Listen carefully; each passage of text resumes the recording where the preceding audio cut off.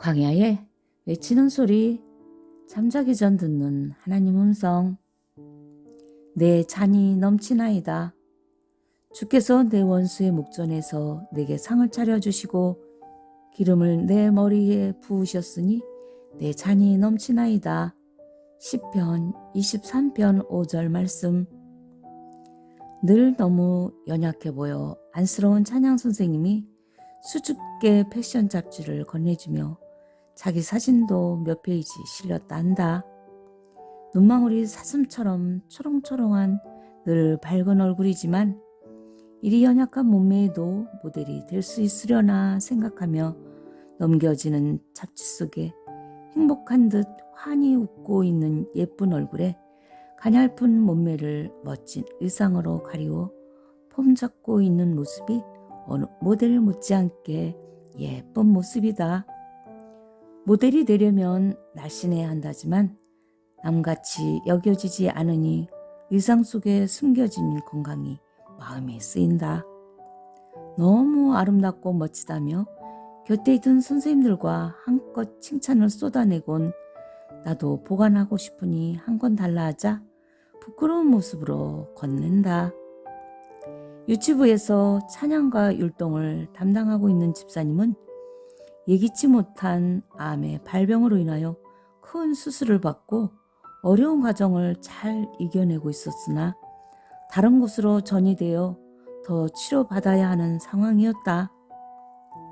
아내의 발병으로 인하여 여러 전문 서적과 함께 민간요법에 미혹된 남편은 병원으로 향하는 아내의 발걸음을 멈추게 하고 여러 가지 좋다는 방법을 다 적용하고 있었다.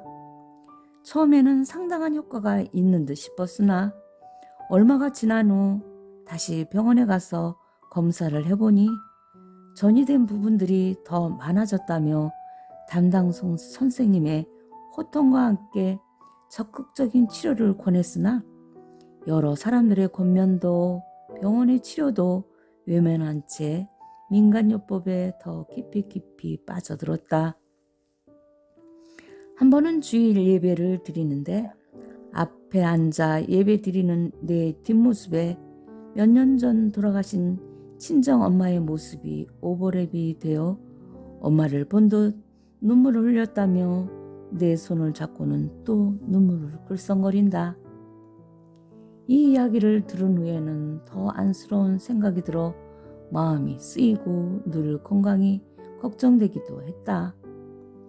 유치부 아이들을 유난히 더 사랑하는 선생님은 예배 때마다 있는 힘껏 찬양하며 예쁜 율동과 함께 주기도문까지 멋지게 율동으로 마무리를 한다.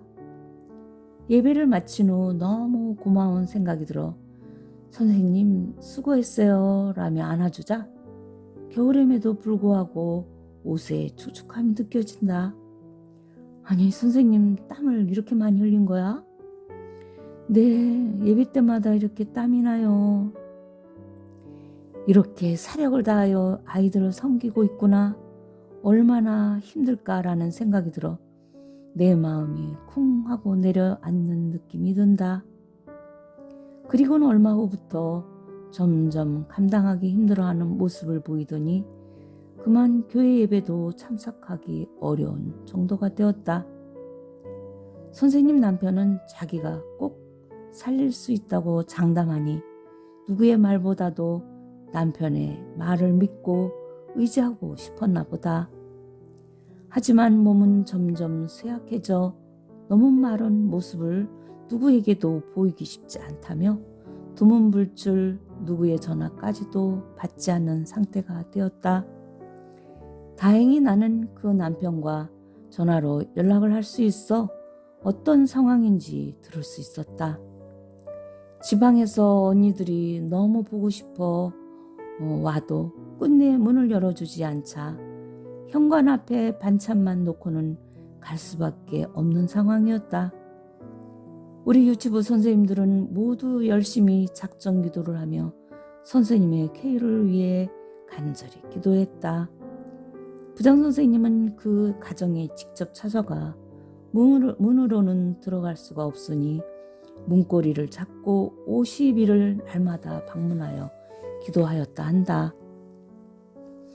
간간히 남편과의 통화로 소식을 듣고 있던 나는 선생님이 동네 병원에 링거 맞으러 나왔다는 소식을 듣고 부랴부랴 서둘러 병원 로비에 앉아 선생님이 나오기를 기다리고 있었다.